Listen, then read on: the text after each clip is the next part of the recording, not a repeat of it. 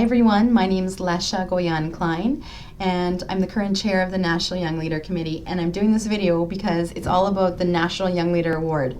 I'm going to be inviting in two guests. First, Erica Hewitt, who is the past NYLC member and also past chair. She actually went through the award process in 2010. And Erica currently works for Coastal Community Credit Union, and she's AVP Channel Effectiveness and Corporate Planning. So can't wait to talk to her all about the award. I'm also very pleased to be having Rich Lang join us. Rich is currently with Service Credit Union, and he's the relationship officer in Calgary, Alberta. And Rich just went through this process last year in Saskatoon, Saskatchewan. So I'm going to be asking them a few questions about the award. Every credit union has a different process for deciding who from their credit union is going to be nominated for the award. Tell us about your process. In my situation, I was approached by our CEO, Adrian Leggan, who asked me if I would like to apply for the award.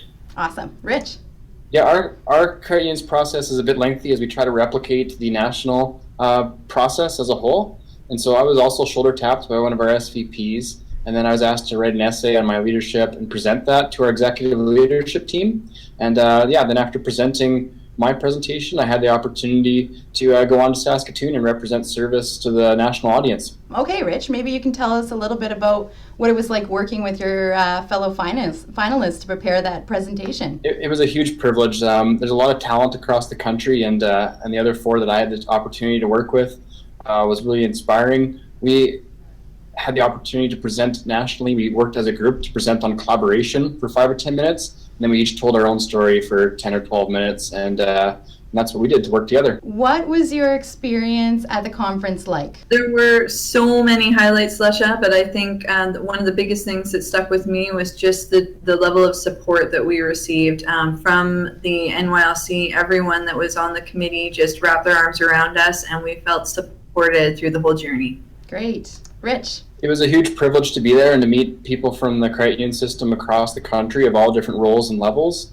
and sharing best practices and just meeting people that are so very special because they're credit union people. Erica, I have a question for you. I'm wondering, what was your most memorable moment going through the National Young Leader Award process? I think the most memorable moment was when I actually stood up on the day of the presentation and looked out in the audience and saw so much support. My boss was there, a member of our board was there in the front row cheering me on. So just having that many people there truly inspired me, and was a great moment in my career. Yeah, that's awesome. Rich, I'm actually curious about what you felt it was, how your presentation went and how you felt about making the presentation on the national stage. Actually, I was very nervous, and I was more nervous than I needed to be. And I think it showed. The judges told me afterwards that I was very nervous, but they were also so encouraging, saying that my story was compelling and interesting, and so many others came up to me asking questions, and had the opportunity to share a little bit more with many people one-on-one, and a lot of great encouragement afterwards. And if I could do it all again, I would be much more confident knowing that there's a story worth telling. Okay, Erica, back to you. How has this process impacted your personal and professional growth?